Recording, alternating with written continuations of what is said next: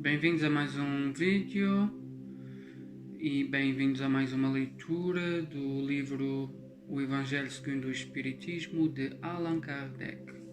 Hoje vamos dar continuidade à leitura, capítulo número 2, O meu reino não é deste mundo. A vida futura, a realeza de Jesus, o ponto de vista, instruções dos espíritos e uma realeza terrena. São os pontos que vamos ver hoje. Ponto número 1. Voltando Pilatos ao pretório e tendo chamado Jesus, lhe disse: Tu és o rei dos judeus?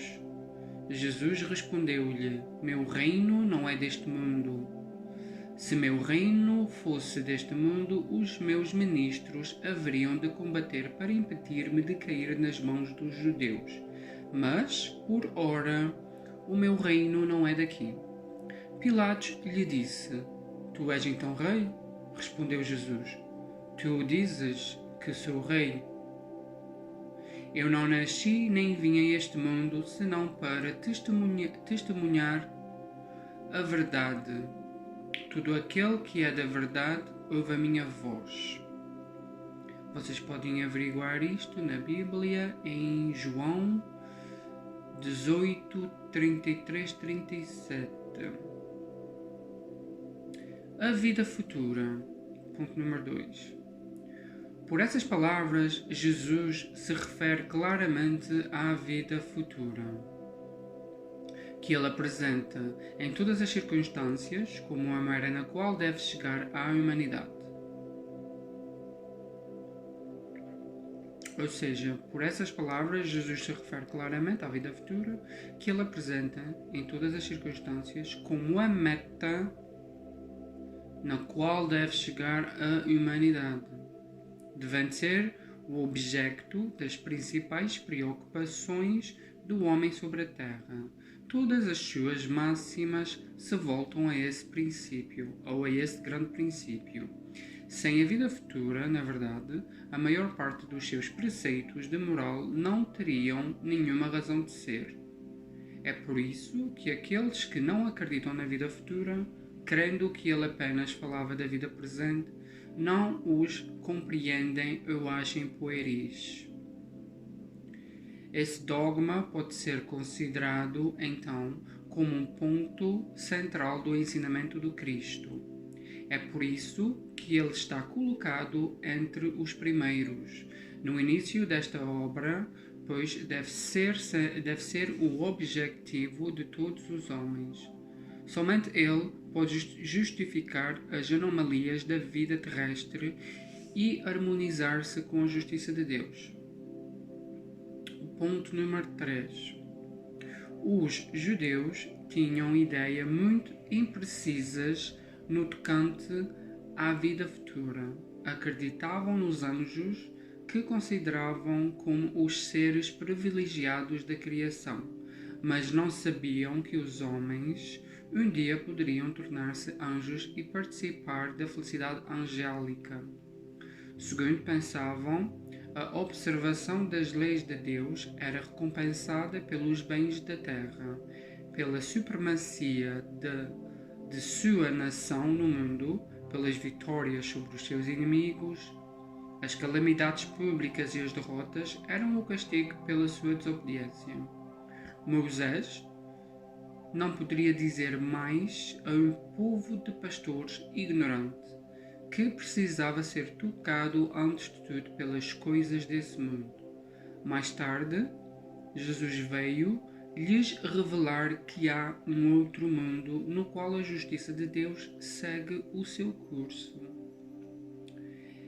Esse é esse mundo que ele promete àqueles que observam os mandamentos de Deus e no qual os bons encontrarão sua recompensa. Esse mundo é o seu reino, onde se encontra em toda a sua glória e para o qual voltará ao deixar a terra. Entretanto, apropriando o seu ensinamento ao estado dos homens de sua época, Jesus não julgou conveniente dar-lhes o esclarecimento completo. que os deslumbraria sem instruir, pois eles não o teriam compreendido. Ele se limitou a colocar, de alguma forma, a vida futura como um princípio, como uma lei natural, à qual ninguém pode escapar. Todo o cristão crê forçosamente na vida futura, mas a ideia que se faz dela é vaga e incompleta, e por isso mesmo falsa em muitos pontos. Para um grande número, é apenas uma crença, sem nenhuma certeza decisiva, daí as dúvidas e até mesmo a incredulidade. O Espiritismo veio completar nesse ponto, como em muitos outros, o ensinamento do Cristo, quando os homens se mostraram maduros para compreenderem a verdade. Com o Espiritismo, a vida futura não é mais um simples artigo de fé ou uma hipótese, é uma realidade material demonstrada pelos factos. Porque são as testemunhas oculares que vêm descrevê-la em todas as suas fases e ocorrências, de tal maneira que não apenas a dúvida já não é mais possível, como a inteligência mais comum pode fazer uma ideia dos mais variados aspectos, da mesma forma como se representa um país do qual se lê uma descrição detalhada. Ora, essa descrição da vida futura é de tal forma circunstanciada, são tão racionais as condições da existência, feliz ou infeliz, daqueles que nela se encontram, que se diz, apesar de tudo, que não pode ser diferente e que lá está realmente bem representada a verdadeira justiça de Deus. A realeza de Jesus. Ponto número 4. O reino de Jesus não é deste mundo. Isso é o que todos entendem, mas sobre a terra. Ele não terá também uma realeza. O título de rei nem sempre implica o exercício do poder temporal. Ele é dado por consenso unânime. Ele é dado por consenso unânime aos que, segundo sua inteligência, se colocam em primeiro plano numa ordem de ideias que dominem o seu século e influenciam o progresso da humanidade. É nesse sentido que se diz o rei ou o príncipe dos filósofos, dos artistas, dos poetas, dos escritores, etc. Essa realeza, nascida do mérito pessoal, consagrada pela posteridade, não tem normalmente uma preponderância bem maior do que a dos reis coroados. Ela é imperecível, enquanto a outra é joguete das vicissitudes. Ela é sempre abençoada pelas gerações futuras, enquanto a outra é, às vezes, amaldiçoada.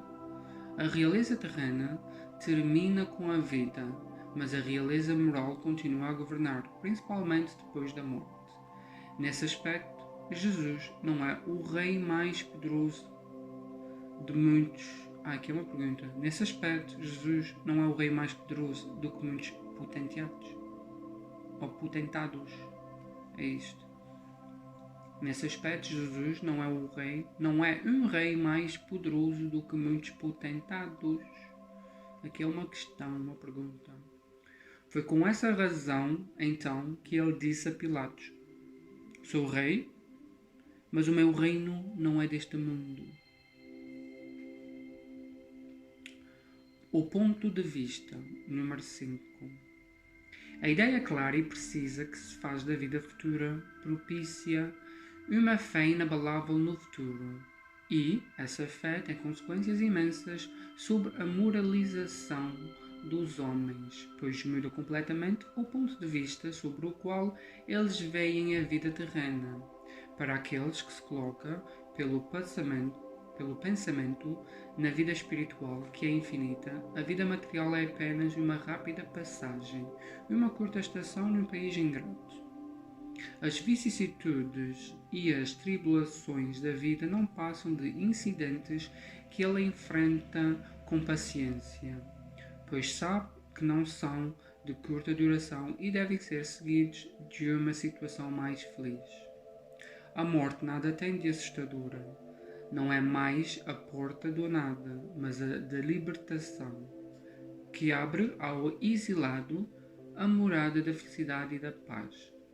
Sabendo que se está numa condição temporária e não definitiva, ele vê as preocupações da vida com mais indiferença do que resulta uma calma de espírito que lhe ameniza as amarguras.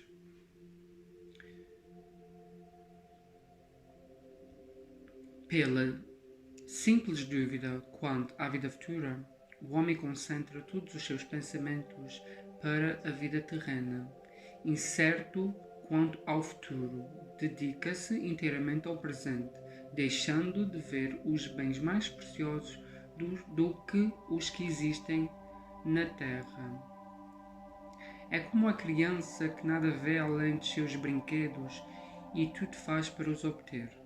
A perda do menor dos seus bens é motivo de grande tristeza, uma desilusão, uma esperança perdida, uma ambição insatisfeita, uma injustiça da qual ele é vítima. O orgulho ou a vaidade feridos são também tormentos que fazem de sua vida uma angústia perpétua, pois se entrega voluntariamente a uma verdadeira tortura de todos os instantes. Sob o ponto de vista da vida terrena, ao centro do qual ele é colocado, tudo à sua volta toma enormes proporções. O mal que o atinge, assim como o bem que toca aos outros, tudo adquire aos seus olhos uma grande importância. O mesmo ocorre com alguém que está dentro de uma cidade e a quem tudo parece grande. Os homens mais importantes, como os monumentos, mas que, subindo ao alto de uma montanha, tudo lhe parece pequeno. Assim é com aquele que vê a vida terrestre do ponto de vista da vida futura, da humanidade, como as estrelas do firmamento, perde-se na imensidão. Ele percebe, então, que grandes e pequenos são confundidos como formigas sobre um monte de terra, que operários e poderosos têm a mesma estatura, e ele lamenta essas efêmeras criaturas que se dão a tantos cuidados para conquistar um lugar que os eleve tão pouco e por tão pouco tempo. É assim que a importância atribuída aos bens terrenos está sempre na razão inversa da fé que se tem na vida futura. Ponto número 6. Se todos pensarem assim, dir-se-á, se ninguém se ocupar das coisas da terra, tudo correrá perigo. Mas não é assim. O homem busca instintivamente o seu bem-estar e, mesmo com a certeza de ficar pouco tempo em algum lugar, ainda quererá estar o melhor ou o menos mal possível.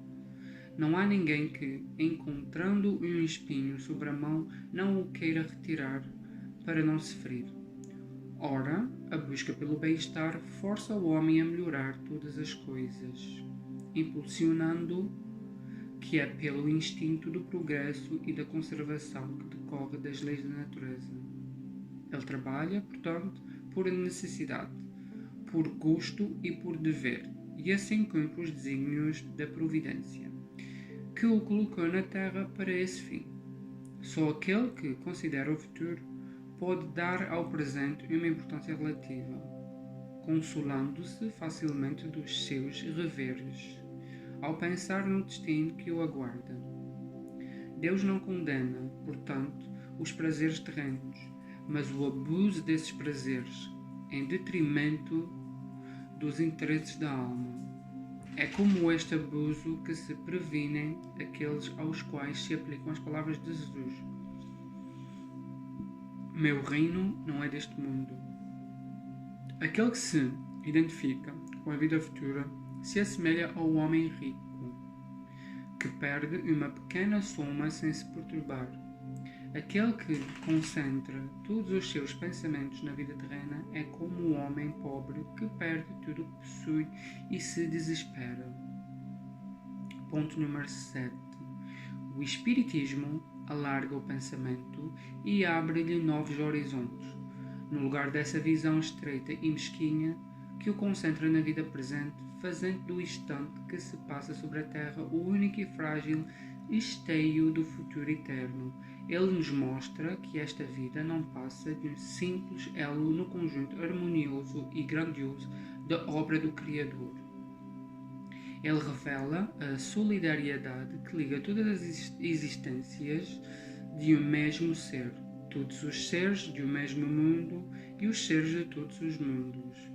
Oferece, assim, uma base e uma razão de ser à fraternidade universal, enquanto a doutrina da criação da alma, no momento do nascimento de cada corpo, faz todos os seres estranhos uns aos outros. Essa solidariedade das partes de um mesmo todo explica o que é inexplicável, se o considerarmos sobre um ponto de vista apenas. É essa visão de conjunto que, na época do Cristo, os homens não puderam compreender, e por isso o seu conhecimento foi reservado para mais tarde. Instruções dos espíritos e uma realeza terrena. Ponto número 8.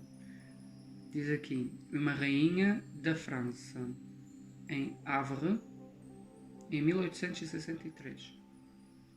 Quem melhor do que eu poderia entender a verdade destas palavras de Nosso Senhor?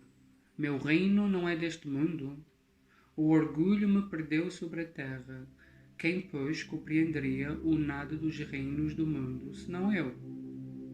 O que ele veio comigo, de minha realeza terrena? Nada, absolutamente nada. E como para tornar a lição mais terrível, ela não me acompanhou sequer até ao túmulo. Rainha eu fui entre os homens, rainha eu esperava entrar o reino dos céus. Que desilusão, que humilhação, quando, em vez de ser recebida como soberana, eu vi acima de mim, mas muito acima, homens que eu acreditava bem pequenos e que desprezava, pois não eram de sangue nobre. Oh, agora eu compreendo a inutilidade das honras e das grandezas que se busca com tanta avidez sobre a terra. Para se preparar um lugar nesse reino é preciso abnegação, humildade, caridade em toda a sua plenitude, benevolência para com todos. Não se vos pergunta o que fostes, que posição ocupastes, mas o bem que fizeste, as lágrimas que enxugastes. Ó Jesus, tu dissestes que o teu reino não era deste mundo, pois é preciso sofrer para chegar ao céu, e os degraus do trono não levam até lá. São os caminhos mais penosos da vida e os que conduzem a ele. Procurai-os, então, na estrada de abrolhos, os espinhos e não entre as flores.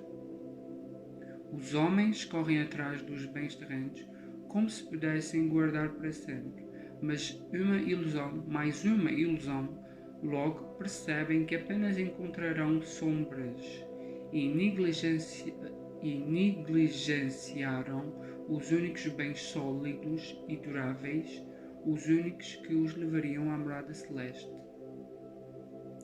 Tende piedade daqueles que não ganharam o reino dos céus. Ajudai-os com as vossas preces, pois a prece aproxima o homem do Altíssimo. É o traço de união entre o céu e a terra. Não o esqueçais.